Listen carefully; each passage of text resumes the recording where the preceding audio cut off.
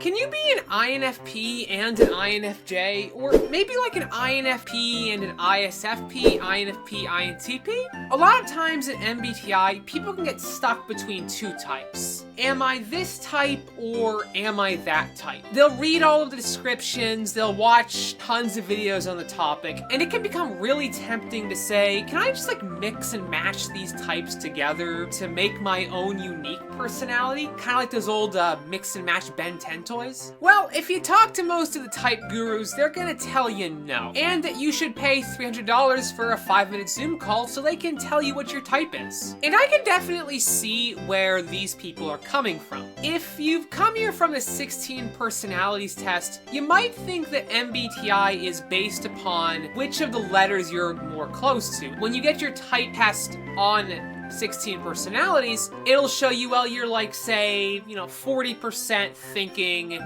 and 60% feeling. And you're 10% introverted and 90% extroverted. So if you're looking at types like that, it can get really easy to think, well, maybe I'm just like 50% feeling and 50% thinking, so therefore I'm both. But that's not how Myers-Briggs. Myers-Briggs doesn't work on a spectrum. It has to do with what cognitive functions you have. I've made quite a few videos on this, but each type has 4 different cognitive functions. And with types like INFPs and INFJs, these two personality types, despite being one letter apart, have completely different cognitive function sets. They don't share any of them. And I actually think INFPs and INFJs are quite different. Now, say ENFPs, it becomes a little bit more complicated because ENFPs and INFPs have all the same cognitive functions, they're just ever so slight change. And you could be an ENFP, for example, who just really likes FI a lot. Now, you're not going to use FI more than your dominant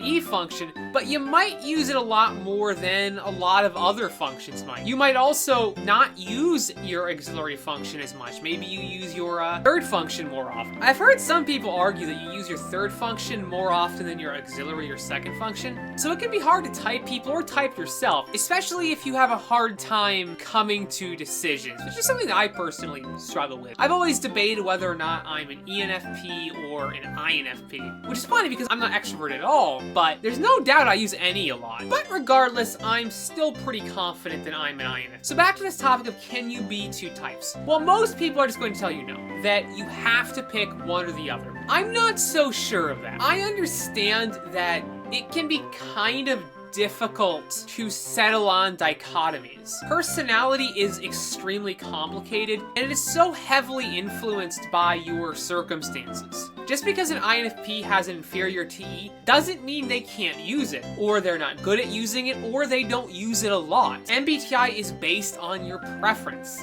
not how much you use something. For example, you might have a preference for eating Dino chicken nuggets, but if you happen to go to a grocery store that doesn't have Dino chicken nuggets, well then you're not going to be eating your favorite chicken nugget. Trying to figure out what cognitive function preference you have is a lot harder than you might think, because unfortunately we don't live in a vacuum, or I guess fortunately we don't live in a vacuum. I'm pretty sure that'd be pretty bad for you. Cognitive functions don't live in a vacuum, so it can be really hard to figure out what your preference is. So I do think it's okay to not be sure about your type. I don't think you need to know what your personality type is 100% to get the full extent of using Myers-Briggs. If you use MBTI for writing characters or understanding other people, which is probably some of the best reasons to use it, knowing what your type is isn't going to help you at all in any regard. If you're using MBTI for personal development, knowing what your type is can be helpful,